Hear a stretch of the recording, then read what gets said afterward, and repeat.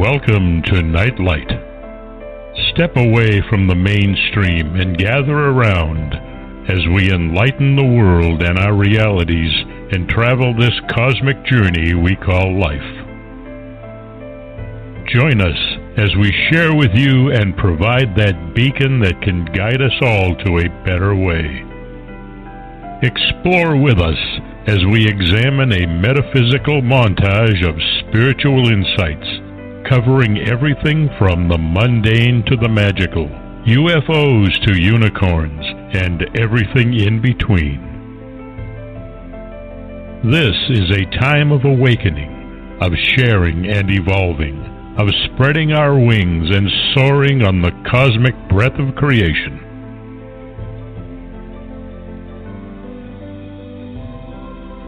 Come and join with other light-minded spirits as we weave our lights together to seek understanding, enlightenment, and, with a little luck, some wisdom.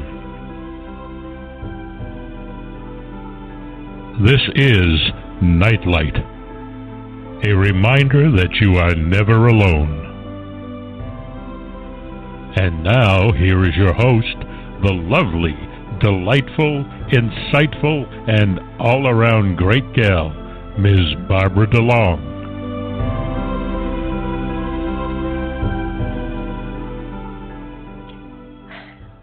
Once again, I have Ken Quiet Hawk to thank for that amazing intro. If I could bottle his voice, I'd have a fortune. Tonight we have an amazing lady with us. Her name is Lynne Nickerson. Keep thinking of knickers. And she's among other things, also a radio host and an author. And at a very early age, she developed a lifelong interest in the paranormal. From reading minds, precognitive thoughts and dreams, to visions and out-of-body experiences, she had unexplainable events that have occurred intermittently throughout her life. In addition to being a contract technical writer, her articles and writings have appeared in newspapers, magazines, a book, and the internet. Along with Willy Hassell, they co-host Spirit Radio, the Paranormal Experience on WSCA FM 106.1.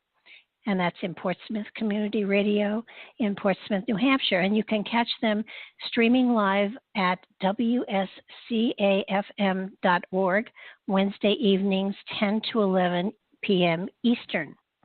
And her book, which is an amazing book, and I highly recommend it to everybody who has even thought that they've had any sort of paranormal experiences, is called Gateway to the Paranormal, True Personal Accounts of the Unexplainable. And she is a delightful lady. She's actually, I called her to book her for this show, and she booked me on her show, but she beat me to it. So I am just so glad to finally be able to do a turnabout on her and bring her on to Nightlight. So welcome to Nightlight, Lynne. Thank you so much, Barbara. It's such a pleasure being on. Well, you know, when I called you and we started talking, it was very obvious right from the start that we had a tremendous amount in common. So, oh yeah. But what I love about your book is that you put forth those subtleties of spirit communicating, as subtle and not so subtle sometimes, but how spirit and loved ones really do communicate with us from the other side, and so often we just aren't paying attention. And yeah, you are one of those that really did pay attention, and because of it, you know, you expanded your own consciousness, because I truly believe that, you know, when we come in contact with those subtleties and we acknowledge them, we get more and more and more occurrences, so that you know, it does help us to understand that there is more than the physical realm. Yeah, I agree with you. It's so easy to dismiss it. You can, our mind logically tries to find an explanation, but if we continually keep doing that, we're not going to learn anything. It's so easy just to discredit what we've experienced. So I think if you keep experiencing stuff you don't understand, you better start taking notes. You better start making notes of it. Absolutely. I tell that to everybody, you know, when you have one of these quote unquote coincidences in your life, that if you write it down in many ways, that's cementing it into reality and letting whoever is sending the message to you that know that you truly did get it. It's more than, well, that was a coincidence and let go of it. It's sort of like, what does this mean? And you know, I keep saying to people, always ask questions. Always ask, what does this mean? Is this symbolic in some way? Does this mean something to me? And I mean, go ahead. Well, I was going to ask you, were you interested in the paranormal and the spooky as a child? Absolutely, but it wasn't spooky. Were you, yeah. I mean, it wasn't? No, never.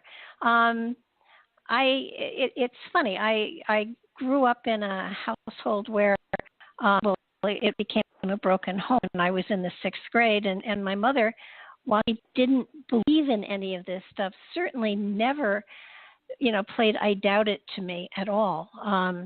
When I painted mandalas for people, and she typed the life readings that went along with them, and every now and because we didn't have computers back then, right. Every now and then I would hear her saying, "Oh, put on the hip waders. She's going deep with this one," and you know, she teased me, but she never discouraged me. So, did she believe in ghosts? Your mother? Actually, my mother never believed in ghosts until one evening. Gosh, I was still in high school, I guess, maybe. No, I was in college. And during World War II, her father, my grandfather, had planted a dahlia garden, and he loved dahlias, and he had a magnificent garden. And one year I thought, we had a big front yard. I did a big circle that was maybe 20 feet in diameter, maybe more like 30 feet. And I planted dahlias in it. And wow. Our yard was on a corner, and there were streetlights all over the place. So literally I could work in the garden around the clock. There was always light. And one evening, it had to be about 2:30 in the morning, I was sitting on the front steps. I had just finished weeding or something, and I noticed that there was a mist around the garden, and rising out of that mist, probably about maybe 4 to 5 feet high, there was smoke. And I went over and I walked through it, and it was cigar smoke. Oh, and really? I knew that my grandfather had smoked cigars. And so I went inside. I woke my mother up. I said, you know, the garden's so magical. You just have to come down and walk around it with me. And she was a good sport. She put on her bathrobe and her slippers and came down, and she saw the mist around the garden. And she said, oh, that is so pretty. And I said, let's walk around it. Because, of course, the flowers were all blooming. It was gorgeous. And as we walked around, the smoke that I had seen before was there, and she walked through it, and she stopped dead in her tracks, and she said, my father's here. Oh. And I said, I wondered if that was what his cigar smelled like. And she looked at me and she said, I can feel him hugging me. Oh, my. And I said, that's so super, Mom. And she just, you know, we walked around the garden several times, and each time we came to that same spot, she stopped and she got a hug, and she looked at me, and she went back inside, and we never spoke of it again. Really? But I know for sure my grandfather was there, and it had to be the dahlias. But we never spoke of it. From that point on, right? Absolutely. Yeah. How do you not? I mean, you know, when things Truly. like that happen and they touch you so deeply. But no, all growing up, I absolutely believed in the other side. I believed in spirits. And then when I was in college, a UFO landed on the campus. And oh no, really? For real? For real. A UFO landed on the campus? Yep. It was in the 60s. I graduated in 66, so it was probably 65, 66 in there, and it was in Michigan, and it was when J. Allen Hynek was investigating all of those things and calling them all swamp gas. And it was amazing. We were locked in the dorm at 11 o'clock. We had heard the 11 o'clock news, and then we heard sirens and all sorts of stuff. And on the news, it said a UFO has just been spotted over the campus of Eastern Michigan, and the police are going to investigate it. They have halted the traffic to the 3 major airports in the area, and there was a building between and we heard over the car radios. It was in May. And we heard over the car radios, we're going to turn the stadium lights on so we can get a better view. And you saw the glow in the sky as the lights went on. And this disc thing rose up and swooped over my building. It blanked out the entire sky. And then it was gone. And what I found fascinating was that there was no air displacement. There was no nothing. And what was actually even more interesting was that when the news came on at midnight, there was no mention of it, but there were state police and local police and Army police patrolling the campus for the rest of the night with German Shepherds. So we knew something had happened, and from that moment on, and in a way we could follow it. We could follow the blinking light to a larger light in the sky. And now it fascinated me. And it was like, wow, I wonder if they're going home. What year was that, Barbara? What year was that? Well, I graduated in the 60s. It was May, June, I forget. But in the UFO museum, one of the exhibits is a bunch of co-eds from Eastern Michigan University pointing to the sky. And many years later, I found, when I was started to do radio shows, I found an author who had written a book on paranormal, UFO sightings that were validated by the government. And he started with, I think he started in 41, but maybe a little before that. And then he went through, the Battle of Los Angeles and all of the ones that have occurred. It was called In Focus. And I was interviewing him. I met him, and I saw his book, and I noticed that the one I was at was there. And so I had him come on my show and interviewed him. And it was kind of like I wanted to buy, 3-4 dozen of his books and shove them down the throats of everybody that asked me how much I'd had to drink that night. Yeah. But it was amazing. And so that was about maybe May of 1965, you think? No, it may have been 66. I think it was 66 because I was student teaching during that time. So it was probably 66. And the whole early 60s were so busy with UFO sightings. That's why I was curious. On the East Coast, too. Especially in Michigan. And and of course, we were in an area where there were a lot of Army bases and stuff like that. So it was, but what was even, I think, to me, more, it was peculiar. Now, I saw it and I wasn't scared. There were people that hid in closets and got hysterical and were frightened out of their minds. And there were other people that literally were standing right next to me that the next day didn't see anything. They didn't see anything? They didn't see a thing. They absolutely blanked it totally out. And I kind of felt like many years later, one of my favorite movies was Close Encounters of a Third Kind. And in that movie, at one point, somebody says something, you have to let the people in. They were invited. And I kind of felt like it was kind of like for those who were open to accepting and embracing the fact that there were UFOs, it was a happy, comfortable experience. And for those that weren't ready, their consciousness absolutely shut it off, and they didn't see a thing. Yeah. Blank out. Yeah, and you know, it's I've never had a negative experience, knock on wood, either paranormal with spirits or anything. I've been so fortunate that every experience I have had has been a positive one, sometimes weird, but never frightening.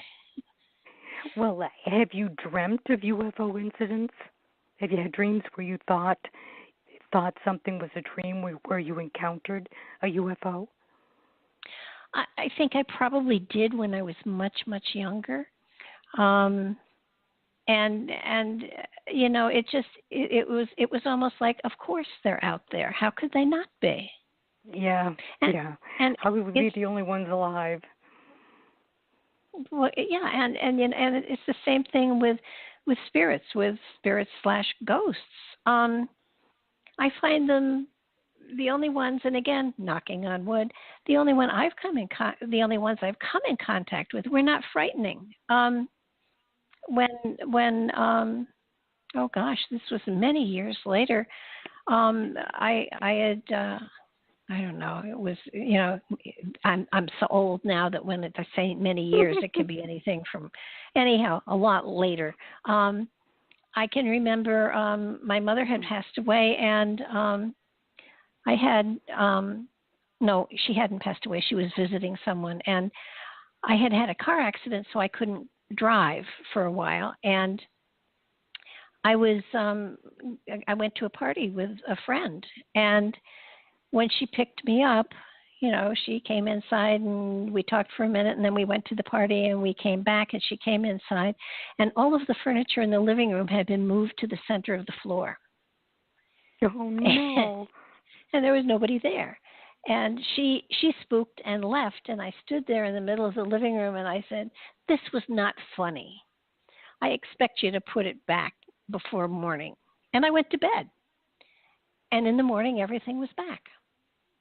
And probably a couple of weeks later, I woke up in the middle of the night. My mom still was visiting her sister, and I heard kerthump, kerthump, kerthump. And I thought, this is so weird. And so I got up, and I went and walked down the hallway, and here in the middle of the living room were my two cats, and there was Kleenex floating in the air high enough for them to jump and miss it, and they would jump and it would go up, and then, you know, and that was the kerthump, kerthump, kerthump. And I watched for a good 10, 15 minutes. Somebody was playing with your cats? Yeah. Is that what it was? Someone was playing? Wow. And I watched for a while, and I said, you know, I love you playing with them, and you're welcome to play with them anytime you want, but I have to sleep. So could you do it, you know, during the day or when I'm not here? Because I think it's great that you're going to play with them. And the tissues just floated to the ground, and I went back to bed. The cats didn't talk to me, but I mean, Did you ever have an idea who that was? I had a feeling because for 17 years I ran a meditation group at my house every Friday night. And for almost the entire time, whenever I would do a led meditation, and then we would exchange messages. And for probably the last 10 years of it, there was always a Civil War soldier sitting in the middle of the room in front of a campfire. And it was a Union officer, a Union soldier. And I think it was him. And you know, I lived in Westchester, right by the water, and while during the war it didn't really happen up here, but after the war, you know, a lot of them were misplaced, and you know, the land had been Indian land at one time, ergo Mamaroneck. Yeah. And actually one morning my mother woke me up and she said, "Did you do this?" And I said, "I haven't done anything yet. I'm still in bed." And she said, "No, I mean the living room." And I said, "Haven't been out there." And there was there were ashes in the middle of the floor, and you know, and we had a fireplace, but it was cleaned because it was summertime, so there were no ash. And I said, I didn't do that. It's got to be the Civil War guy. And she said, well, tell him to not light a fire next time. You think they were like wood ashes? Yeah. Or cigar ashes, or? No, they were wood ashes. They were from the fireplace. Yeah, but the fireplace hadn't had a fire in it, so it was interesting. So you know, my experiences are more cute than, you know, certainly not book worthy, that's for sure. But I've always made you wonder how they handle physical stuff when they're not physical themselves. That is such a conundrum for me. How you might hear them talk when they don't have vocal cords, or how they pick up physical objects and they don't have a physical body. That fascinates me. Well, they a lot of times when I hear them talk, it's telepathic. It's not out loud. Mm-hmm. So you know, the telepathy I understand, but my training has been in the spiritualist church, and so basically what I have come to understand is that if there are spirits there, they draw energy from whatever life forms are there in order to manifest, whether it's you know, whether they're moving something, or they draw the energy from the physical beings that are there, whether it's animals or people. And quite often I found that if there were spirits around, I usually got cold. Mm-hmm. And yeah, that does happen. So I just figured they were drawing my ectoplasm so that they could do something. And basically, you know, I usually said, you better make it good stuff, because otherwise I'm going to get rid of you. So, well, like in one of my stories, Magic Marker Messages, I couldn't believe that someone was leaving me a message. I refused to believe that, because if so, there would have to be a physical writing implement. And of course, I found one. I thought I was at first going crazy seeing all those messages. And then I thought, if someone's writing the message, and I was still thinking, well, it's got to be somebody that's coming in here and writing messages. But nobody else had a key. So I tore the house upside down and found a magic marker. And of course, one magic marker in the whole house, and it really made me understand nobody was breaking in. My relative was leaving me messages. You know, just like the cigar or the ashes found in your floor. How do they manipulate that stuff? They have the energy, but how do they do that with a non-physical body? Well, I mean, when you stop to think about it, our minds, our consciousnesses are amazing tools. And if you work on utilizing them, I mean, you can draw butterflies to yourself, and that's, you know, pulling energetically something to you. Consciousness is energy. Energy can be manipulated. So, true. You know, so it would seem to me that it's a matter of learning how to focus, and some spirits never learn how to do it, and others do. I mean, look at the signs that people who have passed over, look at the signs that they leave to their relatives to let their relatives know they're okay. I mean, I can't tell you the number of stories that I've heard of people who have found money, pennies or nickels or dimes. Yeah, I've heard that too. When my late husband passed away, 2 or 3 days after he had passed, I, you know, tore the bed apart. I washed everything. And when I came back into the bedroom to put clean stuff on, in the center of the side of the bed that he had slept on were pennies. And I tell people, if I'm going to sleep with money, it's not going to be pennies. So, you know, it was like, okay. Don't be stingy. Yeah. And a couple of people in a support group that I run have just lost their partners, and they're finding dimes all over the place. Yeah, times have changed. The economy and everything, right? I just figured, go ahead. That maybe there's an interfacing of dimensions. Oh, yeah. That it isn't just a question of manipulating energy. I think that where they are and where we are, in order to communicate, there's some kind of interfacing going on. I still don't quite get the physical bit, how they can grab a hold of something physical and make it work, like writing something out. Well, that message had to be so important that he got it to you to let you know that he was still living. Yeah. I mean, it depends on just, how badly they want to do something or say something. Sometimes, it's like Houdini and his wife. They had a pact. They had a special word or a secret code. And for years after he died, she went to medium after medium after medium after medium and never got the message. And you would think that if anybody could transcend dimensions and send a message, it would have been Houdini. Yeah, you would think so. Yeah, apparently not. Or he had more shows lined up on the other side and was just too busy to step back.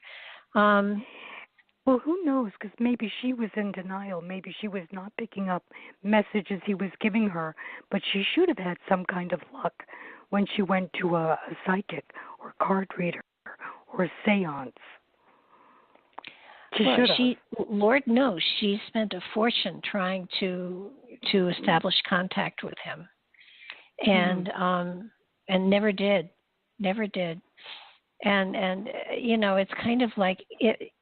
In a way, if she had made contact, it would have changed her life. When your partner passes away, it's your time to create a new life for yourself and focus on your own dreams and your own reality and what you need to do with your life. And maybe he just thought that, if he did communicate with her, it would keep her linked to the past too much. That could be. That would make sense. I don't know. I haven't spoken to him, frankly. So maybe you've spoken, but he hasn't answered back. Most probably, or the answer is no. Well, you say that you weren't scared as a child, but a lot of children do have visitations, or they have dreams or night terrors. So, what would you think about? How would you deal with children that have this problem, being an adult and dealing with children? Should you tell them the truth that maybe there are boogeymans? How would you handle that? Frankly, my grandson did have night terrors. I don't know if he still does. He's 15. If he does, he wouldn't admit him now. But I don't think I would. I don't think I would say there are boogeymen. I think I would say, look, there are other dimensions and other realms and other timelines, and sometimes they cross. And you may be seeing something from another dimension, but it can't hurt you. And sometimes it can't hurt you. Can't hurt you. No, I think if somebody, it does, though. Well, only sometimes if there's a lot of things fear. do affect people. But if there's fear, that opens the door. If you remove the fear, that's very true. That's true. So I guess that buys into, do you talk to children about this, and what do you say, and do you discredit them? I quite frankly feel that you have to give them your support, but maybe not admit everything to them because it's out of their realm of understanding. Well, that's true, but when we incarnate, as a spirit, we have total consciousness. We have total awareness of past lives, of cosmic consciousness, of everything. And quite often, when babies, cry so much that it's unbelievable, and they're not wet and they're not hungry, usually it's out of frustration because intellectually they have information they want to share. but they haven't been able to develop the ability to utilize the muscles and language and stuff like that to be able to share the information. So a lot of that time they're angry and frustrated because they can't communicate. And then by the time they're able to communicate, parents and culture and environment and television and all sorts of other things have clogged their consciousness to the point where they've forgotten what they wanted to say. Yeah, but they still continue to have night visitations and nightmares too. Mm-hmm. So sometimes it's ongoing, and it's awfully hard to know how to deal with a child that's going through that. Even as an adult, adults have nightmares. Adults have real nightmares, and it's hard to lie to your child and say there's no such thing as the boogeyman when we know damn well there is. Well, sometimes, too, especially with dreams with adults, I say, look, if you don't like the way a dream ended, go back and end the dream a different way. Well, wait a minute. How about visitations, Barbara? How about real entities that come to visit you? It's not a dream. It's an altered reality. And you have to deal with that. And that's actually part of what the child is dealing with. Who's to say that what that child is experiencing isn't real? That child could be visited by strange entities, real boogeymen. They're not always just dreams. That's kind of the point I'm making, that we can't negate this realness of these terrors because they are real. Yeah. Even if they're from another dimension, different entities. I mean, the black hands in the book, what the heck was that? What were those black hands attached to that were they put in my bed? Yeah, that's true. What they were. Go ahead. But lots of times though, too. I mean, I would, if a child asks questions, I would always answer them honestly.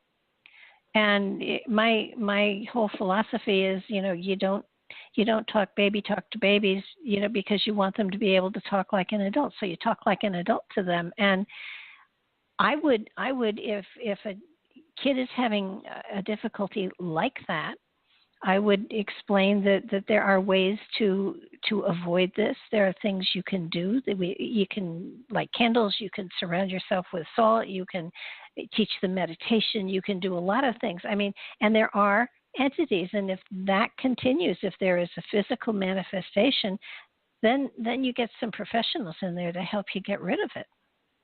But I would never, ever discount anything a child says because I really think that a lot of times adults don't believe children, and children are trying to be truthful to them. Well, children are connected so much more than adults, I think. Absolutely. No, I have had. I was called into one house where they swore to me that it was haunted, and I went in and I walked through it, and I really didn't feel that there was any spirit there, except when I got to one of the bedrooms and I said, okay, who slept in this bedroom, and then who slept in the one next to it, and it belonged to one of the then children, who is now an adult, and the bedroom next to her was her uncle, and her uncle had raped her numerous times in that bedroom. And I said, we have residual fear and anger and hurt and all sorts of things here. The uncle isn't here, but the energy is here. And when they talked to the girl, she had never told anybody, and she said, yeah, that did happen. And so she did get some help, and the house sold, and nobody complained about ghosts or anything. But you're right. There are, I don't discount the fact that there are spirits and there are entities that do interdimensionally travel and touch in with this dimension from time to time. But you want to picking up on. Oh, go ahead. Yeah. Well, you want to eliminate, the logical before you go for that which is paranormal first. Oh, sure. You always try to get to the root of it and see if it is actually, 3D. Yes. But how do you explain night terrors and so forth? Usually that is not of our waking world. So yeah, you try to debunk it first. Mm-hmm. And if they keep recurring, you certainly have to investigate. But what did you think about the woman that was repeatedly raped? Now, some people might think that there was a ghost there when actually that was probably residual energy, but you could pick up on it. Yeah, right? I could actually see what was happening. So I knew it was something that happened in the past. And I when you're picking up on something that is in the past as opposed to a spirit, it's a different feeling. Yeah, it is. And then go ahead. Do you typically see full body apparitions? I see them. Well, I guess the answer is yes. More likely than not, I see them in my mind's eye, but quite often I do see them walking around. And I know that when I lived in the house with my mother, we were there for 50 years, and we were the first owners of the house. So, and there was one bedroom that neither my sister nor I ever wanted to go up to, and we absolutely wouldn't go into the walk-in attic at nighttime, just wouldn't. And it was kind of interesting because after my mother passed away, neither of us had any problem with that bedroom or walking into the attic at night. So whatever was there had to have been connected to my mom. Yeah, you picked up on it. Yeah, who never experienced anything. I mean, she never felt anything. But my sister and I, oh my gosh, we weren't going into that attic at night, and it was on the same floor, and it was a Cape Cod, so it was on the same floor as the second floor. I mean, we weren't going upstairs or anything. It was just another doorway through into the attic. What's your sign and your sister's sign? I am Pisces, and she is Aries. Oh, okay. Yep, that's interesting. You would most likely pick up on that. But what about ghosts appearing to you, or entities, or those who have passed on appearing to you in your dreams? Has that happened to you? Sure, all the time.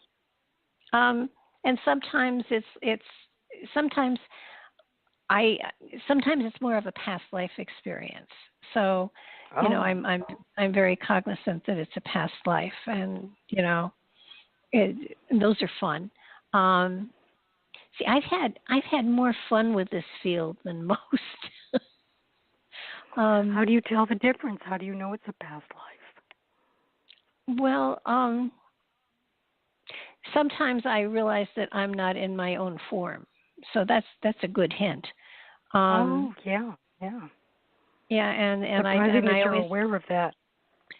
I always look at my feet, and if they aren't my feet, then and I'm wiggling the toes, then I know that somehow I am in a different body, and therefore it has to be a past life. And usually it's a time frame too. I love history, so I'm pretty good at pegging sort of what time frame it is. I know I've spent a lot of lifetimes in some sort of religious field. Me too. Studying or being a monk, or I know that I had one lifetime where I just I was like the third son of a noble family, and they just sorry, there's nothing left for you. You've got to go into a religious service, and so I did. And it wasn't intentionally, but I always screwed up, and so I was sent place to place to place until finally they placed me in a structure. It was almost like a castle, but it wasn't a castle. It was it felt like a monkery or something. But I was in charge of helping to make wine. And I did it really well, and I loved tending the wine plants, and unfortunately I became an alcoholic. And so actually they sent me back to my family, who just put me in a little cottage someplace until I growed. but well, that's funny. I just couldn't handle. I loved it, and to this day, first of all, I can't drink wine. Red wine especially. I blotch all over the place, but I am a gardener, and yeah. Well, you should stay away from the wine then. It definitely it doesn't like me. But yeah, I want to mention the way that you knew past life. Something very similar happened to me, which I haven't put in any book yet. But I was in a tower. It was the 1400s in the south of Scotland. And I had this lady regressing me, but I was seeing the same images that I had always gotten mentally. And I thought, she's not regressing me. This isn't going anywhere. And then she says, look at your feet. What have you got on your feet? So in my mind's eye, I looked down at my feet, and I could see that I was wearing a dress. I had bare feet, and my legs were filthy. Then I knew there's something to this. Absolutely. That's so funny you said that. No, it's a sure way to know if you're in a past life. I mean, I usually just enjoy the trip, but I have always been fascinated with past lives. It's one of the things that when I used to do readings on the show, I used to just do past lives for people, because you can tell them they were a monk, but you can't tell the story of they don't know the story of their life and how they got there. And for some reason, that information I was able to pick up on.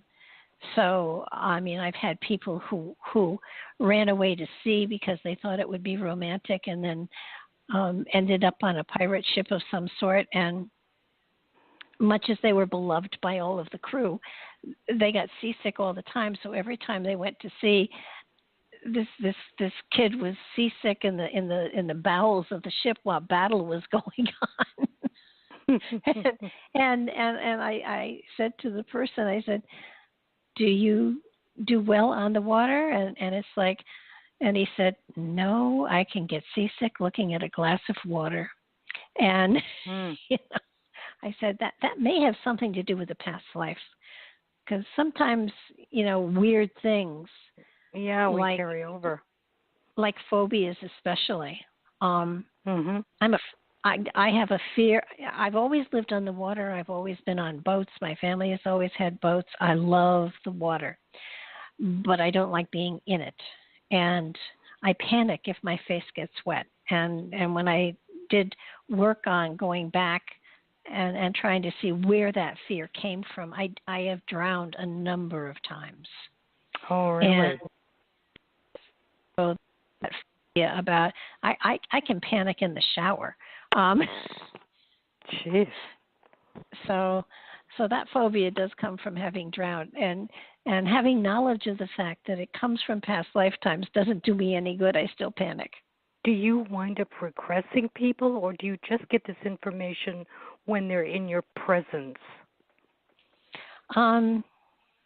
I can do both. I mean, if I do a regression with somebody, usually I take them into a meditation. And then when they're really, really relaxed, I ask them to identify places on their, first of all, a regression, is, for me, if somebody really wants to be regressed, it's because they have an issue they're working on and they want to know if there are tools out there they can use or reasons why. And so I have them identify places on their body where they feel sensations. And usually they can identify 4 or 5 different places. And once they've identified those places, I take them into each of them. And, the first thing we do is look at their feet. And then we see what kind of a situation and environment they're in and what's going on there. And we talk about what they're seeing, what they're experiencing, what's going on in their life.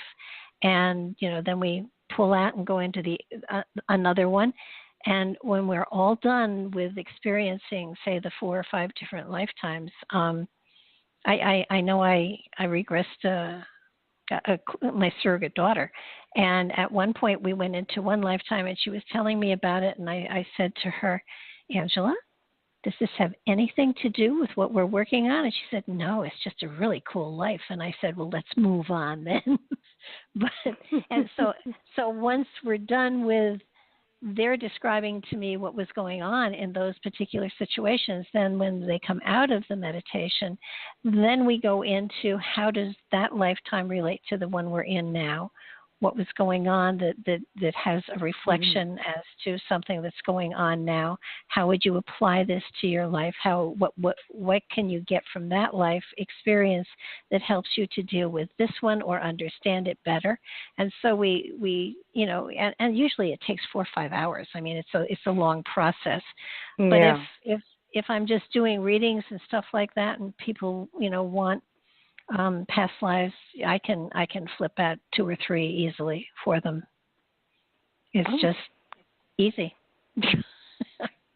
It's kind of in their energy pattern, isn't it? It is, and it's always, and I always tell people that past lives are not haphazard or random hops through time. Every past life creates a bridge to another life, and as you go, you're gathering material and information and wisdom that is to be applied to this life. And, we've had millions of past lives. They don't all always apply to the current one, but usually if they come up, in a reading or something, then you can apply it to the life and say, okay, I have my best friend. She has a number of unusual, needy women friends. And she said, can we look at why all these people are around me? Because I don't have really that, much in common with them. And yet they are constantly in my face, and they're kind of friends, they're acquaintances. And so we did. And it turns out that in about the 12 to 1300s in Great Britain, she ran a brothel, and she took children off the street who were orphans. She cleaned them up. She educated them, and she instructed them, and they worked in the brothel until they found someone that they could be with and got married off and everything. And all of these women had been children she had picked up in that time frame. So they were in many ways her girls. Yeah. And she was when you look at somebody, don't you get the feeling that it's almost like an overlay, personality overlays, and they just the lives are sometimes prominent. I know that 3 different psychics have told Willy Hassell, my co-host, that he's a Viking, that he was a Viking. 3 different people have said that. And I can see it in his aura. I can't see it, but I feel it. I wouldn't. I think you're right. And energetically, there are many different levels that we all have that can be leafed through, so to speak, if somebody is sensitive. And it's I enjoy doing it. I think it's a lot of fun, and I keep telling people it's helpful. It really helps people. Oh yeah, and I know I had one woman who was having trouble with her daughter, and I looked at her and I said, I can totally understand why. And she said, why? And I said, because she was your mother in a past life, and she doesn't understand why you're not listening to her now. And she just looked at me and she said, no. I said, yeah, and you know what? You weren't a really good child, so you were difficult. You gave her a hell of a ride, and part of it is, she's kind of getting even this time, and I said I suspect roles are switched. Yeah, I suspect you deserve everything you're getting. And she just sat and she thought, and now her daughter was, I think, 21, 22, 25, something like that. And she went home and she talked to the daughter. And the daughter just sat there and said, I often wondered if that was the case. And it improved their relationship tremendously. Oh, that's very cool. Because every time they had a fight, it was like, hey, who are you this time? Are you the daughter or are you the mother? And we can't both be the mother. So it is cool. Yeah. How about out-of-body experiences? Have you experienced that? Yeah. I think everybody, every single person who's listening, everyone has had an out-of-body experience. Everybody. I don't know about everybody, but a lot of people don't remember their dreams, so they might not remember that. And I wasn't aware of it until like in my 30s. Have you ever been in bed? Everybody does. No, I betcha. Have you ever been in bed and suddenly felt like you were falling and caught yourself and yet you weren't falling? Oh, yeah. That's an out-of-body experience. Into the mattress instead of floating up out of it. Yeah. I have fallen into the mattress. That's your etheric body coming back into the physical. And that's an out-of-body experience. But a lot of people don't know that, and they don't know that they're experiencing that. I don't know that everybody does experience that. But that I falling think once feeling, your awareness expands, you might start understanding it. It might start happening to you. I don't think it happened to me as a child. I don't remember the first time it happened to me, but I do remember that feeling, that sensation of falling, and I was flat on my mattress there, and yet I felt the jolt as I came back into body. Now, remote viewing is just consciousness going to another place. Out of body is different. I do remote viewing. I have a group that remote views, and I find that fascinating. I would like to try that. The remote viewing. I would love to try that. On my website, is, I forget to tell people what it is. It's www.barbaradelong.com. There are buttons on the front page, and one of them is labeled remote viewing. And I haven't added to it in a while, but I think there are maybe 12.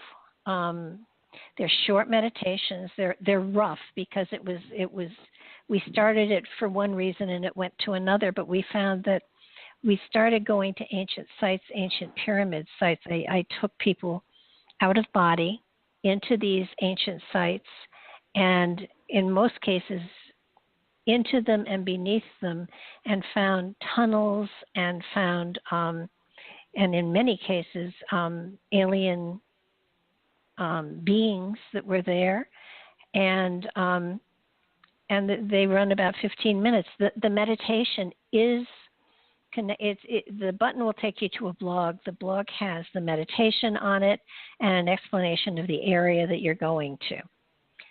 So, and people left their feelings, and a lot of them left, what they felt and what they saw when we were actually there. And I was any of this submitted to Fate magazine? No, I don't think so. There was an article about that, of people remote viewing the Sphinx and Under the Paws and so forth. Fascinating stuff from different people, and that almost sounded like it. So that's why I was curious. Well, it was interesting. I did it with, I started this whole thing with Bill Brown, who is an Egyptologist. And when we went beneath, I forget what it was. He gave me the coordinates, and we went into those areas. And in one of them, we were walking along a corridor, and it was interesting. Two things happened. One was I took them there the very first meditation, and I left them I just said, explore, and then I gave them maybe 3 minutes to explore, 4 minutes to explore, and then brought them back. And I found afterwards, they said, as soon as your voice stopped, we stopped. So from then on, I spoke for the entire time frame so that they had something to follow. And in one of them, we were in a passageway underneath the pyramid that had polished walls, and it was not sandy. And I said, notice on the walls that there are handprints. Find one that fits your handprint and put your hand in it and feel the energy coming from the wall into your body and feel the sensations. And there was more. And so afterwards, I was trying to get people to talk about what they had felt, and Bill was very, very quiet. And I finally said to him, Bill, what happened? And he said, I had a very strange experience. And I said, good, share it. And he said, well, when I reached my hand up to put on the handprint, I only had 3 fingers. Oh, and they were really? long. And let's see, how long after that? It was a week or 2 after that they did dig up the body of the alien with just 3 fingers. That's impressive. It was really cool. Wow. But we did. The other thing that I've heard about aliens at the Sphinx or connected with the pyramids is it is believed that there was a race of cat people from Orion that helped build the pyramids and settled there first. And they had physical bodies, but their faces were very cat-like. And, like in the middle of our lip, we've got that little dent. Well, it was split. Their mouths were split at the top under the nose. Oh, that's very really interesting. Cool. And several people came up with that. And I've seen pictures of cat people that supposedly are a real race out there in the constellation of Orion somewhere. So that's fascinating. Yeah, well, there are corridors and passageways and tunnels under the Giza Plateau that are phenomenal. And if you go into the Thoth material, he talks about the fact that there is a mothership buried there too. Not only the Thoth material. Or is it just a base? Is it a base where it can change dimension and get out of there?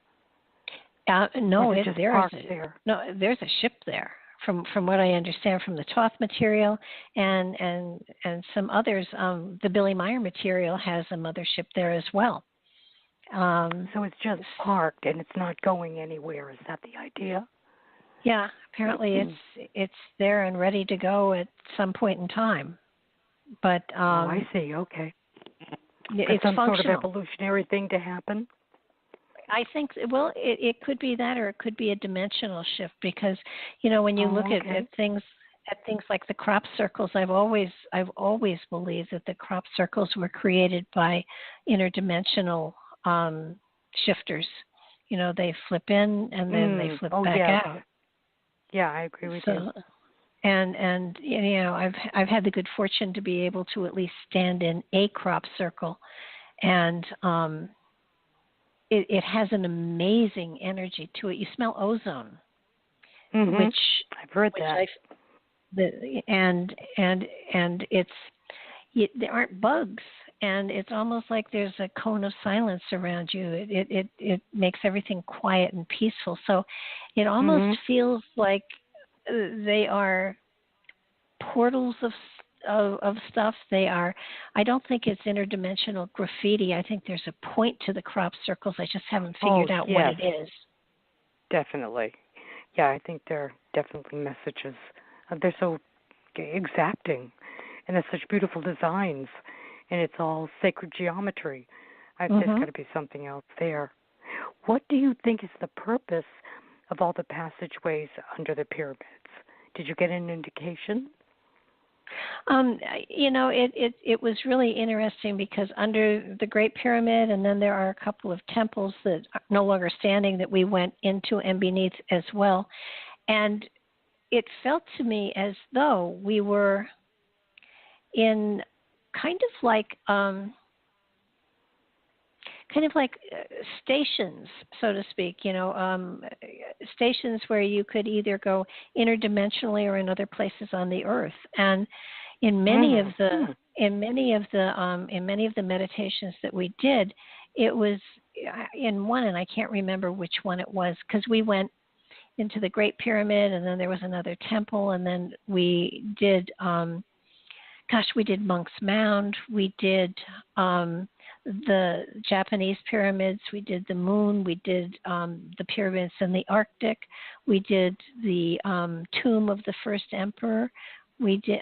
So we did a lot of different places, and in many of them, we got the feeling that it was a transfer station of some sort, that it was a place where you stopped and you went into another portal and you went to another place, so that it was an interdimensional way station, I guess is a better way to put it. So and different places on Earth or in other universes? Both. Okay. Yeah, because we did the Bosnian Pyramid too, and that was interesting because with the Bosnian Pyramid, when we got up to the very peak of it, there was literally a guardian at a portal that we'd not seen that before, and he basically said, because I've taken people out of bodies, so it's the etheric bodies that are doing this investigation. And basically, the guardian said, you have to leave the etheric body here. Only consciousness can go beyond this point.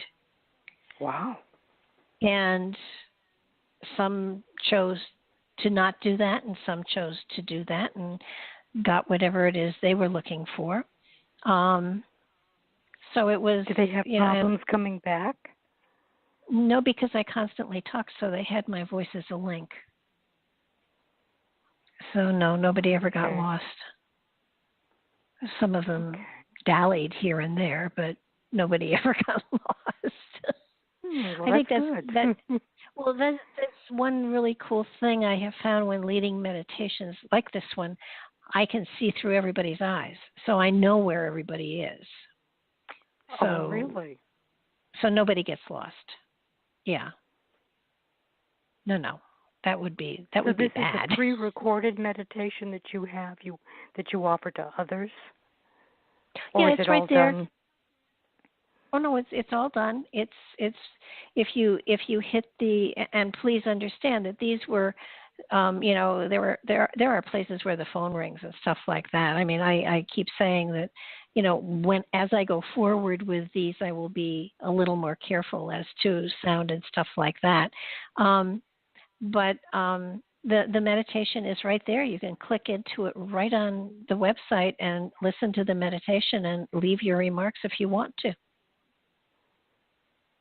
That link, that button takes you to all of the meditations, and each one has a little information on the site we went to or we were going to, so you had a kind of a visual as to what to expect. So.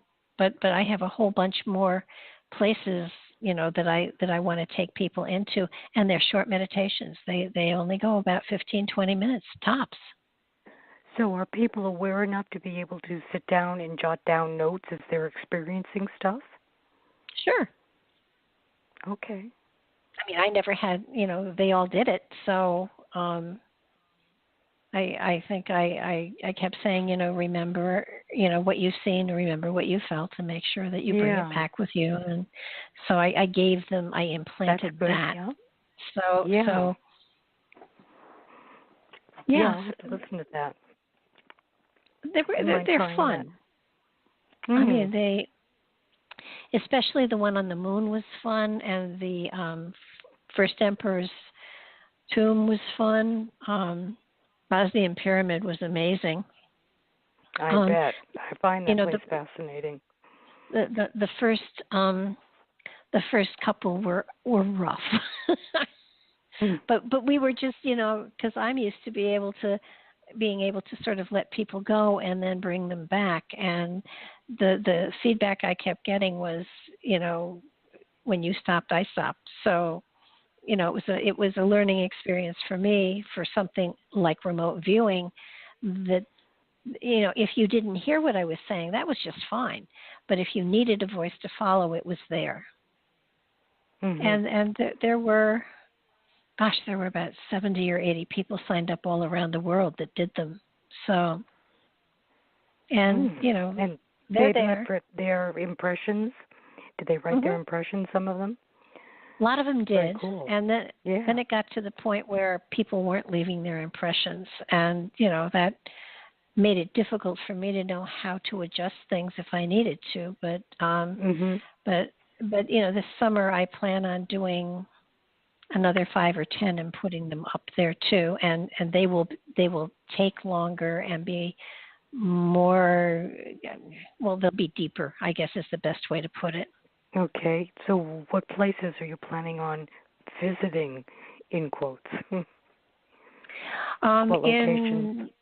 In Turkey, there's an underground city that is very, very old. I want to go there. I want to go into Area 51. I want to go into the Bermuda Triangle. I'd love to hit Mars. And there are, some sites that Puma Punka I'd like to go to, just to see what it was they were building. I mean, so you experience this as they are experiencing it then as well. Is that right? Yeah. Like it's wow. It's really cool because when I figured okay we're going under the Great Pyramid, I did not expect to find tunnels. There's water down there at the bottom of the Great Pyramid. I didn't expect there to be salt water there, but apparently there is. Are there like canals? Under the Great Pyramid? No, that was, I don't know what that water was for, but if you went deeper down, you hit these tunnels, these passageways that were more like, I think to describe, they had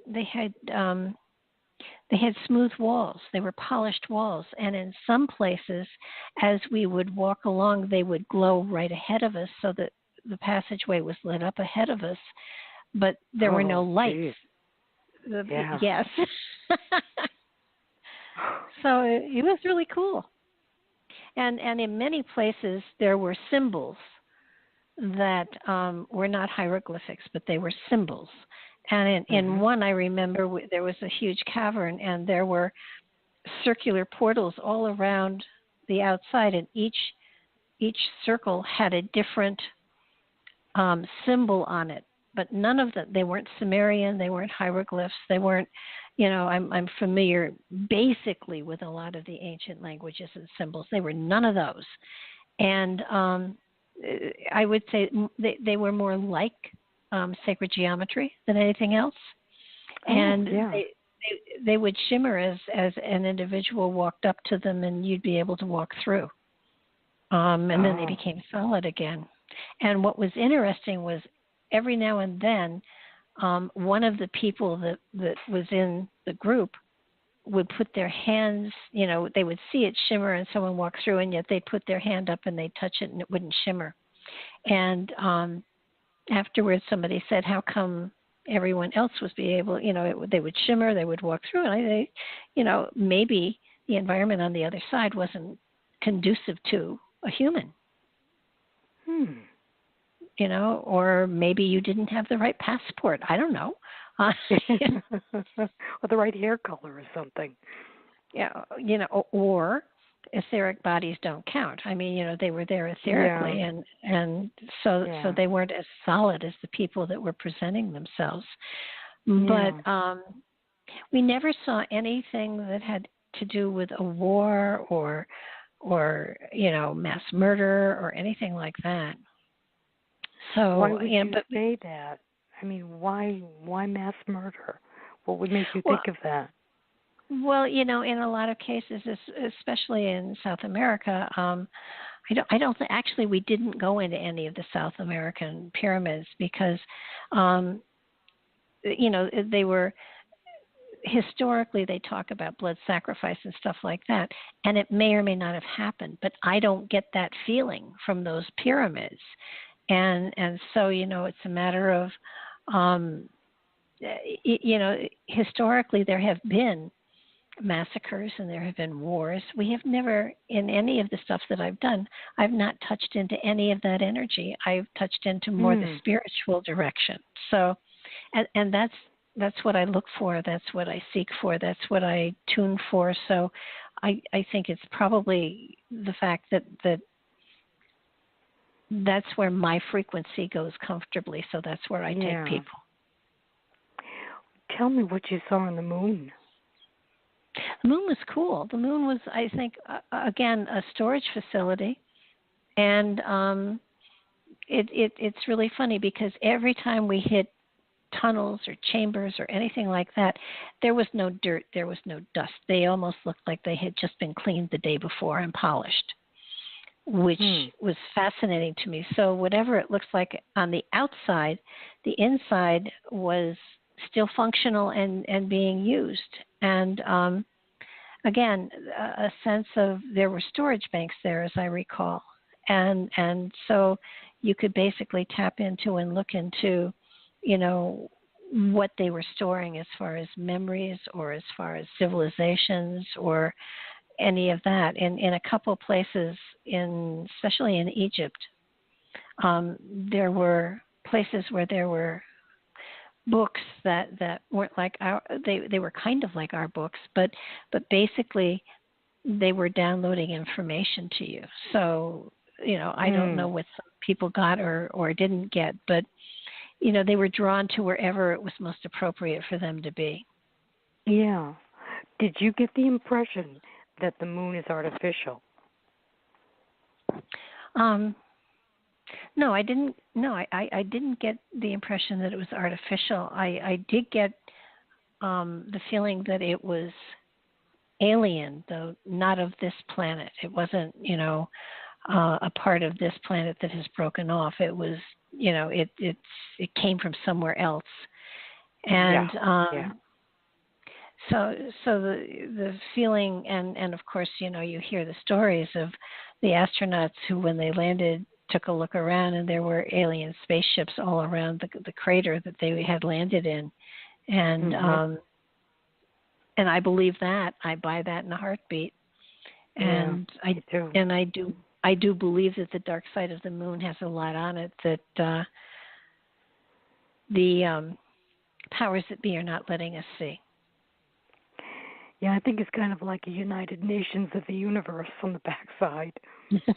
There's supposed to be a lot of different, and that they have like neutral zones. At least this is what I've heard from one source, and that it's politically neutral. So even foes and those who don't agree, they have to stay in this area. If they're going to stay in the area, they have to agree it's a peaceable area. So it's sort of like a whole neutral United Nations type thing. Yeah. Yeah, you leave your guns at the door. Yeah, exactly. Yeah, no, I totally believe that. And the other thing, you mentioned UFOs and stuff. I don't know. This is my opinion. I can't prove it one way or another. But I believe that since 1941 and before, our government and other governments have had crashed UFOs, so that they have been reverse engineering stuff for a very long time.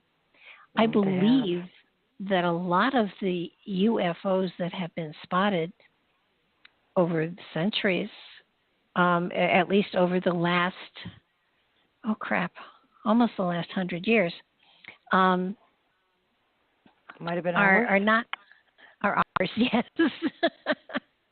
I mean, I still believe that there are visitors coming here and stuff like that, but I think a lot of what we're seeing, and I even think perhaps the Philadelphia lights were ours. Are you familiar with the Lynne experiment? Yeah, Lynne Nickerson. her, Phoenix Lights. Sure the Phoenix. Oh, Lynne Nickerson. Oh, I see. Yeah. I think that I love her. She's the coolest lady ever. Patrick had her on Matrix Radio, which was his show, and because he had trouble with his eyes, I read her book, and I was the one that interviewed her. And after we'd done the interview on Matrix Radio, I picked up the phone to thank her after the show. And I said, okay, so nobody else is listening. You threw so many buzzwords that were spiritually oriented into your book. I have to know. Let's get into the metaphysical side of what happened and what you saw. And she cracked up. She said, I thought you saw that. And she had a near-death experience. She had all sorts of, cool metaphysical things going on. And, of course, it wasn't put in the documentary or the book because, they wanted to keep it more scientifically oriented. But the ships that they saw are the kind of ships that have been almost replicated, by our government. So I'm kind of wondering if 70-80% of the UFOs that are spotted are really our own vessels, because Russia, Germany had them. So many of them are different. There's such a variety. Oh yeah. Well, in Close Encounters, Steven Spielberg had taken every shape that had been reported, and there's a scene where they all come zooming down the road, and everybody are sitting there, waving at them, and he used every shape and design that had been reported to that point in time is in that film. What part? I don't remember seeing what you saw. Okay, at one place in the movie, the hero and the woman and her little boy, Dreyfus and the woman and her little boy, go to there's a road where the UFOs have been sighted, and it's very crowded. There are a lot of people there. They're all camped out and ready for seeing these things come streaming through, and they do. And every single one of the shapes that have been reported is represented there. And it was really amazing. I can say that because we came up with it, I don't think we were the first. I think they're all replicas of what they've seen. I really don't think we do know that we're far more advanced than the public knows. The military is far more advanced than the public knows. The Army has some, the Navy has some, Russia has some, Germany had some, and there's one other country that had vehicles that they were reverse engineering. So that there are a lot out there. And and of course there are alien spaceships that do visit. I mean, there's that too. That's right. Underground bases, undersea bases, probably even hollow earth bases. Who knows? I know that's really out there, but it certainly is a possibility. Well, it's been going on for a long time, because even in Christopher Columbus's logs, he saw an unidentified sea ship that came out of the ocean. Oh, I think we've been visited for millennia, and I think that many different races have come here, and I really believe that many of us are combinations of different races. That's pretty much my theory right now. Absolutely. Yeah. I think we're all a little bit alien. I think Earth is one big experiment. I think somebody once said, I read something just a short while ago that, they were talking about the Neanderthals, and someone said, well, they're extinct, and no, they're not, actually. No. Because they intermarried with, or intermingled. I don't think they had marriage then, but they crossbred with whoever was around. So all of us have some of those genes too. We are really a conglomeration of I do believe not only different cultures and different stuff from the Earth plane, but from space as well. Yes. It's not all linear. It's not all in one timeline. I mean, Neanderthal could have interbred with Cro-Magnon and different primates or different ETs. We could all be part of different ETs, but not everybody is a combination of the 22 ETs that supposedly have been visiting here. We are probably combinations of various races. Oh, absolutely. 22 races, yeah. I mean, when you think about it, I once sat down and I wrote down all of the races that I thought was on Earth because I knew that it wasn't just 5. So I kind of broke up all of the brown races, the black races, even in Africa. You've got different races of black people. You've got people like Nigerians. You've got the Maasais. You've got the Pygmies. You've got pygmies elsewhere, too, but the African pygmies are not the South American pygmies. They're different. They're different races. And I don't think it's just a question of evolution and they changed or they changed because of the climate. They are inherently different. So you've got different black races, different brown races, different white races, different red races, and different yellow races. And do the large differences come from? It's because they come from different places. It's sure. And, you know, I don't think there's any people believe that. I came up with 22 or 23 different races myself. And some of them I wasn't sure if they were a race by themselves or a combination of other races, because, you know, there's a lot of intermingling through the ages as this happens. But still there are distinctive characteristics to many of these different races. I came up with about 23, and then I heard that there were 22 races supposedly on Earth. And that really blew my mind. I wrote all of the list. I wrote down all of the different species, and maybe this one was part of this one or whatever, but I came up with the 23 major ones. That kind of blew my mind. So I was on to something, and I still adhere to that philosophy. Well, yeah, and there's no pure, quote unquote, blooded anything out there. No, yeah, they've all been hybridized. Oh, absolutely. The DNA has all been tweaked on everybody. Well, and you look at our DNA, and you know, they only identify, you know, the one strand, and they say all the rest of them are, you know, junk DNA, garbage. Right. Yeah, garbage, junk DNA, and that's where our personal hall of records are. That's where the ability to to regrow limbs are. There, that's where I agree with you. That's to live longer. That's another one. Well, yeah, and you know, so many people, you know, well, where can I get the Akashic records? Inside? It's inside. Stop looking outside. It's inside. You're carrying it inside of you. And you know that old saying, you know, look within. Yep. And what is it that's? Go ahead. Go ahead. Well, there's one of the book I read that this ET was talking about his senses. We supposedly have definitely 5 and maybe 6. I mean, they still question the 6th sense. This ET was saying from where they come from, there are 12 senses. And it's part of this, I think, that is embedded in this junk DNA, that we could be like that too. We could have more senses. And again, something like maybe how to regenerate a limb, you know, so I think you're absolutely right. It's not junk DNA.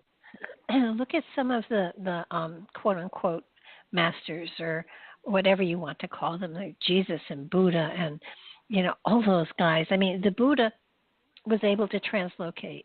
I mean, at one point he was with a train of his followers or whatever, and they came up to a raging river and there was no way to cross it, and everybody looked around and the Buddha was on the other side. I mean, there are so many things that we are capable of that, first of all, we don't believe, so we don't look for the ability to do them. But, I mean, there are Tibetan monks that can levitate.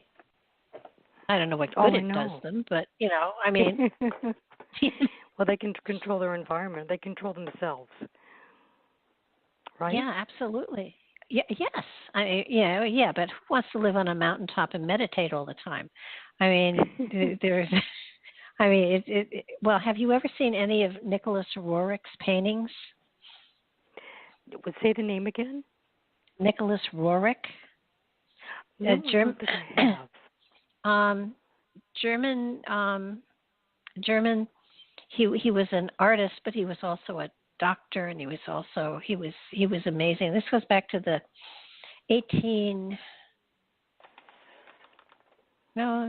early 1900s, and he traveled in Tibet, and he made many trips there, and he in the lost years of Jesus. Are you familiar with that book? No. Okay. Elizabeth Clare Prophet wrote it, and she used his paintings as I know of her, but I haven't read her stuff.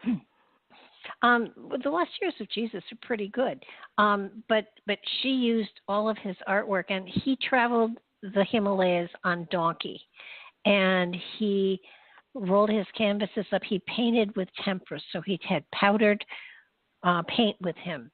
And he literally, and his paintings are the most mystical, the most beautiful. They have an etheric feeling to them that you just know there was magic there. He and his wife were part of the group that founded the Theosophical Society. Mm-hmm.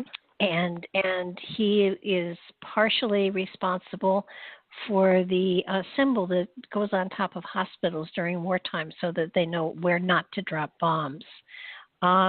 He was an amazing man, and there is a museum to his work in New York City, and everybody should Google him because he is just absolutely, his artwork is just outstanding.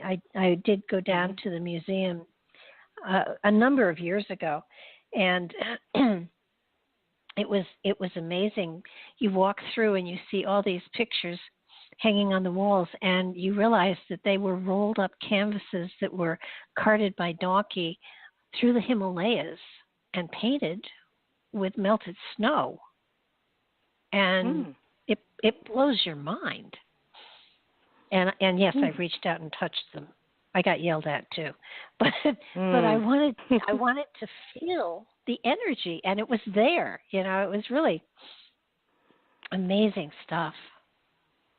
I don't know where I got Nicholas Roerich from, but where were we going with that? I don't remember now. I was with teachers that there were masters that have walked the earth plane that have been able to access that part of themselves that is of a more spiritual level.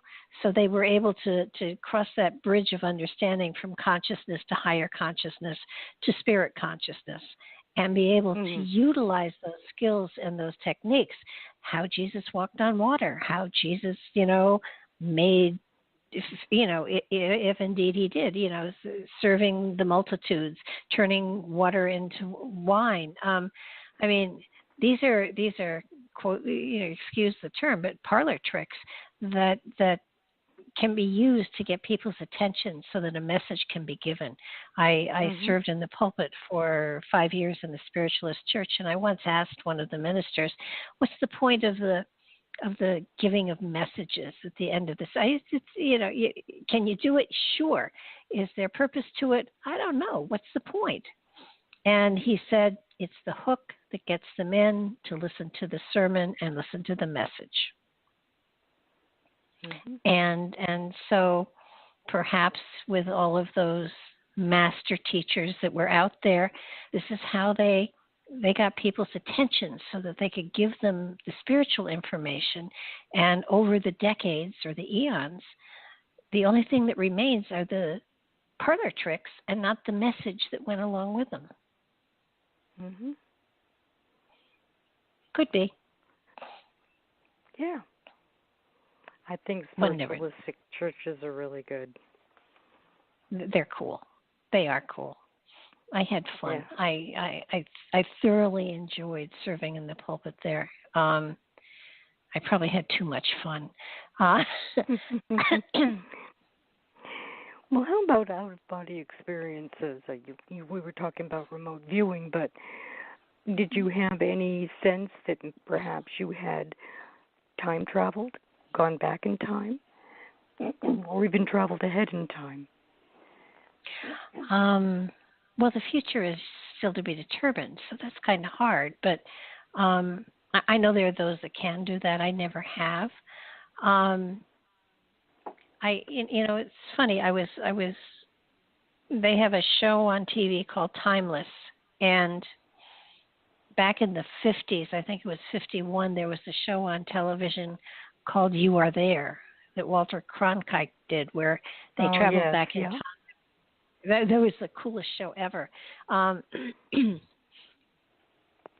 I think and the answer to your question is it just hasn't been one of my priorities. I've done it as exercises with other people, and it just in learning curve, sometimes things just happen to you, and then you can recognize it for what it is. Because I'm not talking about deliberate time travel necessarily, like in the book The Lottery House. I had a dream one night of flying around a house, but the house was in the past. The whole yard, the whole landscape was in the past, and I only found that out after having found the house. So I not only did an out of body, but I had gone back in time. And it wasn't something deliberate. It's just one of those really fortunate experiences that make you realize that there are multiple dimensions, and you do get to go back. Because the lilac bushes were all small, and when I found the house, they had grown. And there were houses in the area that had been built up since the time of the dream. Well, since the dream, time of the dream, since the time of the dream. So it's just an indication that multiple universes, is there an overlay? Is there an interface? There's something like that going on that we can access. And I don't necessarily think it's in our DNA, but it certainly is in our mind, which is operating outside of our body, which is in another dimension by itself to begin with.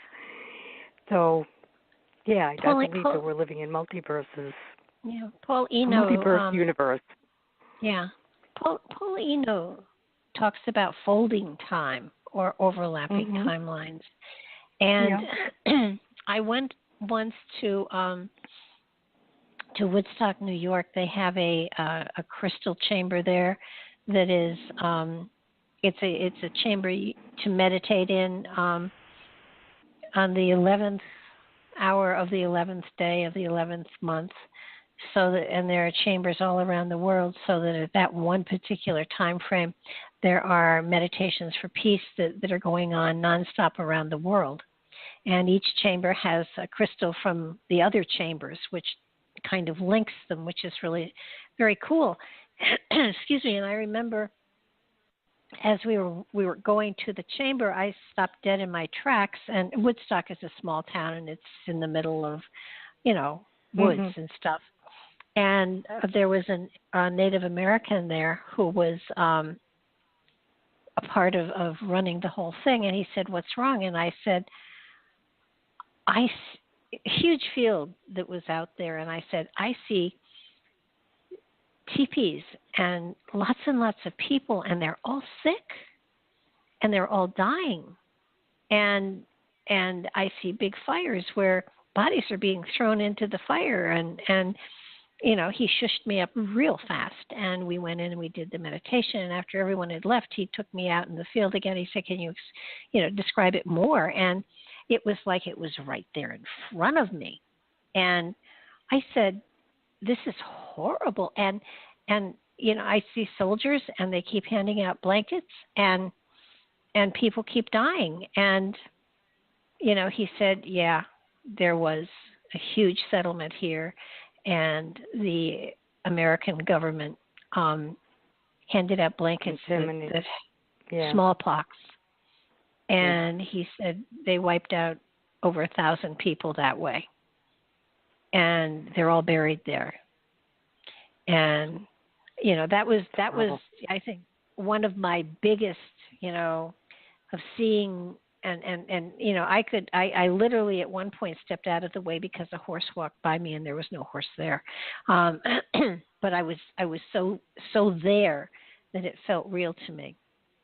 Yeah. So that was get those mental images. It's really very, very disturbing. It can really shake you to your core. It's horrible what happened. Yeah, that was not a pleasurable time. But no, I for the most part, it's in my mind's eye. Every now and then, there is definitely something very, very physical that you can latch onto and say, "Whoa, this is so cool." I treat most of it, with a sense of joy, and that there's another dimension that you can reach into and kind of interact with from time to time. But sometimes what you see is not. It's almost like a shadow of something that happened before. That it's you're not really seeing. You're not really seeing the actual event happening. You're seeing a memory of it, and that's, I think, especially with 9/11, what's happened with that particular area. There is an energetic of something there that is, so sad. And, I know they've got a wonderful memorial there and stuff like that. I won't go down to it. The memorial that they used to do was to send up those two beams of light on 9/11. Mm-hmm. And to me, that's a better memorial than the building and the fountain and the whole thing. It's just, light going up into the heavens, which to me was far more appropriate, maybe. Yeah, spiritual. Yeah. That to me was more poignant than the building and everything else that has cost billions and billions of dollars. But in a way, everyone who passed away became a martyr to a cause of some sort, and so there was an element of sacrifice, but understanding too, and hopefully, none of them died in vain. I guess in retrospect, we'll have to figure that out. Yeah, it's hard to even reason that one away. Something that never should have happened. No, and you don't even know who really caused it or really did it anyhow. So, that truth is going to be hopefully coming out sometime. In your book, you talked about Sedona a lot. Yep. And I have visited but once, and it was amazing. It's beautiful. It's just an incredibly beautiful place. Yeah, the one thing that I found fascinating was the man that was not from around here. I mean, do you really believe that you were talking to a visitor? Yes, I do. How cool. Are you able to go back and sort of figure out where he came from or where he was going? Initially, I had said Pleiadian. I don't think he was that. There's a couple of other races that really resemble us, and you can't tell the difference. And this is not only from me. This is from other people, even in the government, that I've spoken to. And I'm not recalling I don't recall which other constellation this planet is. But yes, there are different reasons they come to visit us. Mm-hmm. Sometimes they are just here to pick up on our culture, to understand human beings, and it's like a vacation for them. Sometimes it's like a cultural education for them. But it just depends on the reason they're here. I think that he was here like on a cultural vacation. learning about Earth people. And he could read my mind immediately, which is kind of scary. Yeah. But there was such a peace about him. He had such a peaceful I don't know, he just was not of this earth, and I know he wasn't. And after the stories I read from Preston Dennett's books about what has been seen in Las Vegas on the screens, or reports from people on the floor in the casinos, they've seen a lot of strange stuff, but they've also met humanoids. So there's no doubt in my mind that he was for real, not from here. That's amazing. And you also had a sighting there that was quite spectacular. I had several sightings there. No, the one at the hotel, where the owner's sister said they were coming tonight, and they came. Yeah, the owner's sister. Crazy woman. I thought she was crazy. Because who starts talking about UFOs when you just meet them?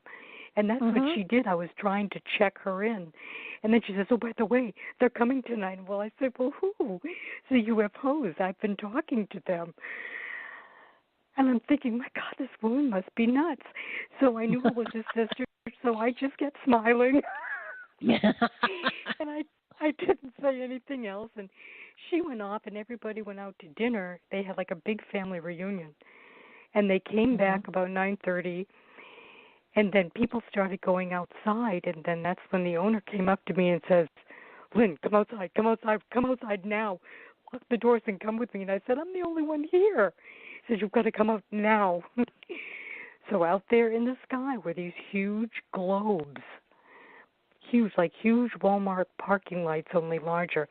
And they were almost about the hotel, but just off to the side. And they were really close. And we watched them. I was there for about 10 minutes.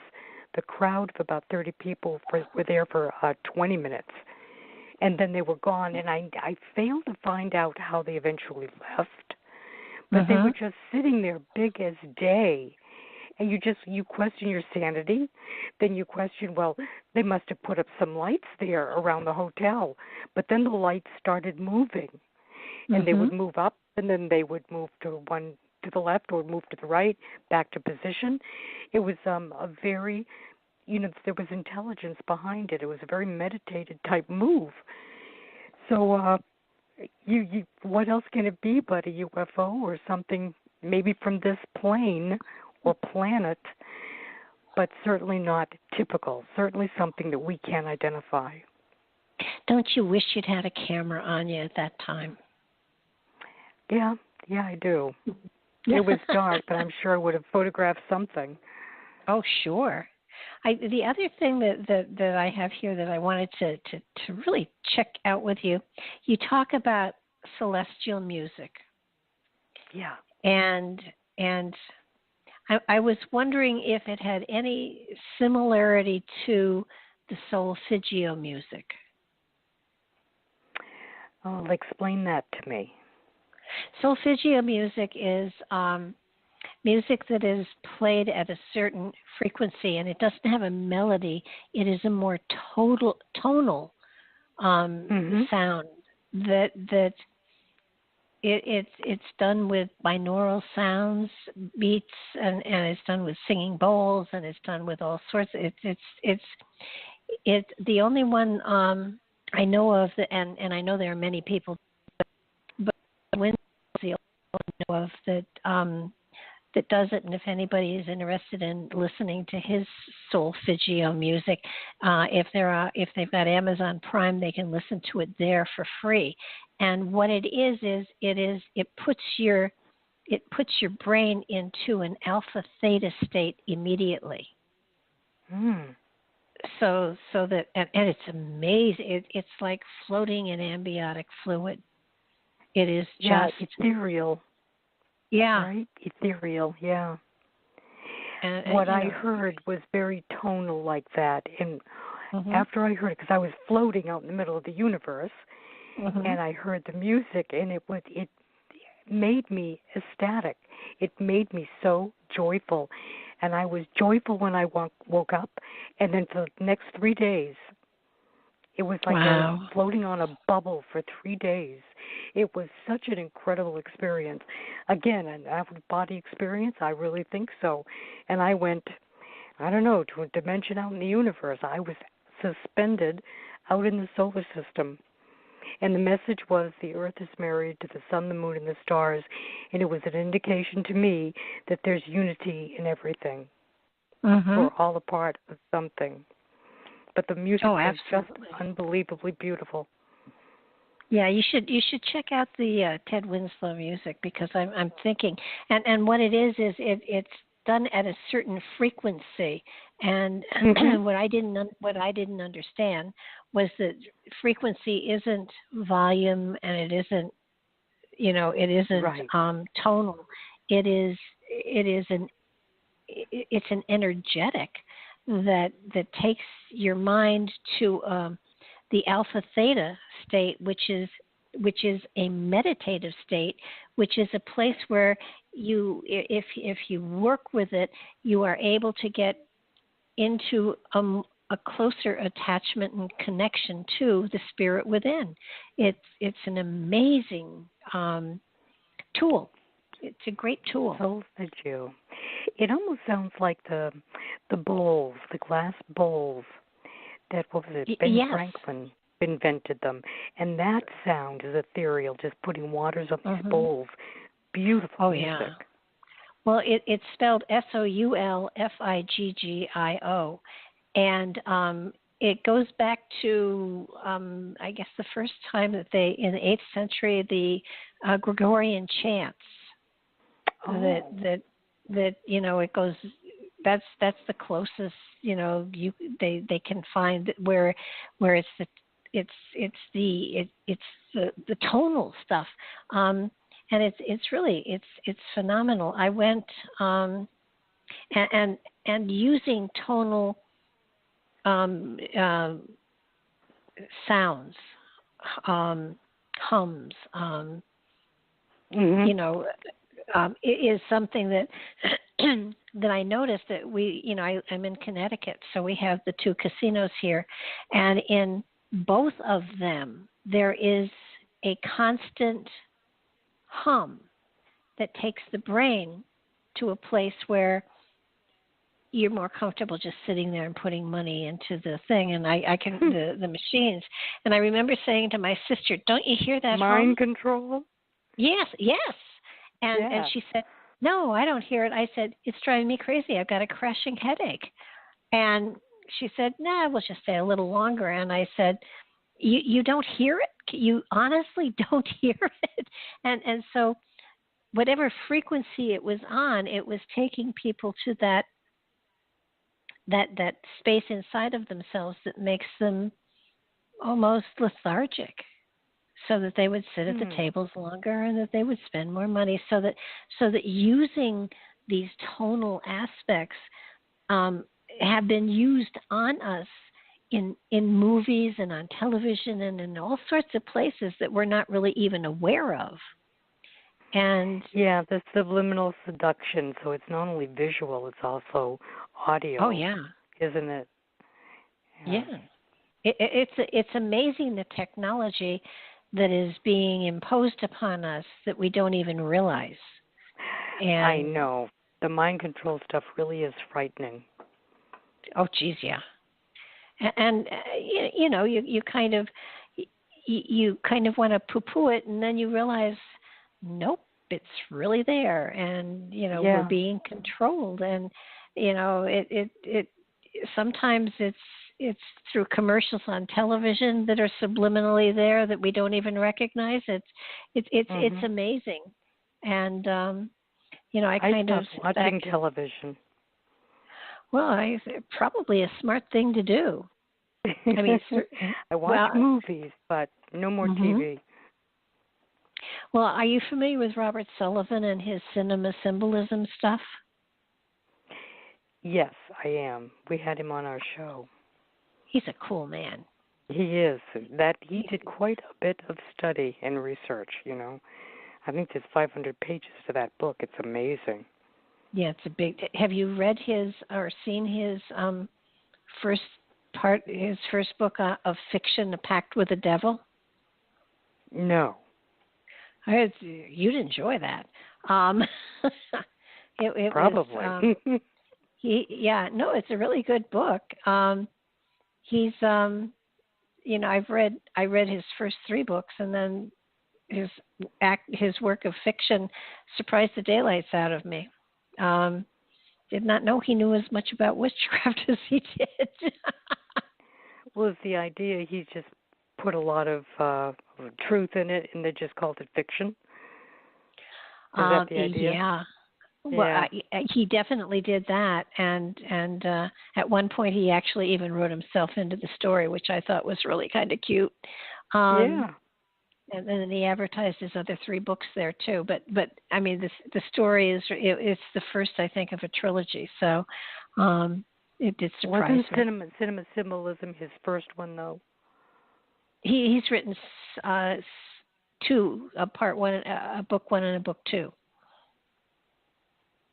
Of cinema symbolism, right? Yes. Yeah. Okay.